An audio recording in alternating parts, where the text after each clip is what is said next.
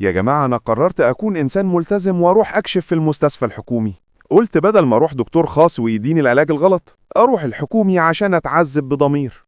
دخلت الاستقبال، أول حاجة قابلتني واحدة ست قاعدة وبتقولي: عايز إيه يا أستاذ؟ قلت لها: عايز أكشف يا مدام، عندي مغص. قالت لي: هات البطاقة وصورتين وورقة من الإدارة وصورة من شهادة الميلاد وصورة من الحلاق اللي حلقك آخر مرة. قلت لها: هو أنا جاي أتعالج ولا أقدم على فيزا؟ خلصت الورق بعد ساعتين ودخلت على التمريض. لقيت الممرضة بتنده: التالية اللي لابس الجلابية. قمت داخل وأنا فرحان. قالت لي: اقعد على السرير يا حبيبي. قعدت. راحت جايبة حقنة حجمها يخوف. قلت لها: ده سلاح ولا علاج؟ المهم ادتني الحقنة وأنا مش عارف ده علاج لإيه. بعد 5 دقايق بدأت أدوخ.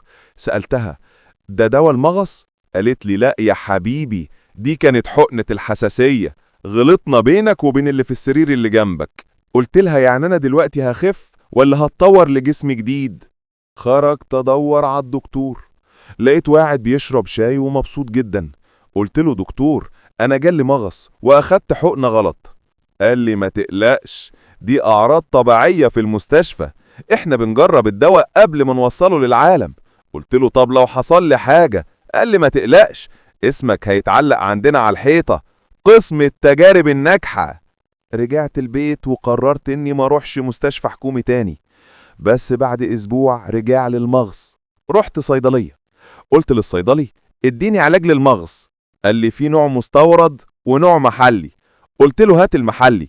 اداني كيس عليه صورة واحد بيضحك. قلت له: هو ده علاج ولا اعلان عن لبن بودرة؟ قال لي: ده بيريح الاعصاب كمان. قلت له: طب ده ممتاز، بس لو منفعش هرجع ارفع عليك قضية، عشان اخر واحد خد دواء عندي بقى بيحكي نكت بدل ما يرتاح.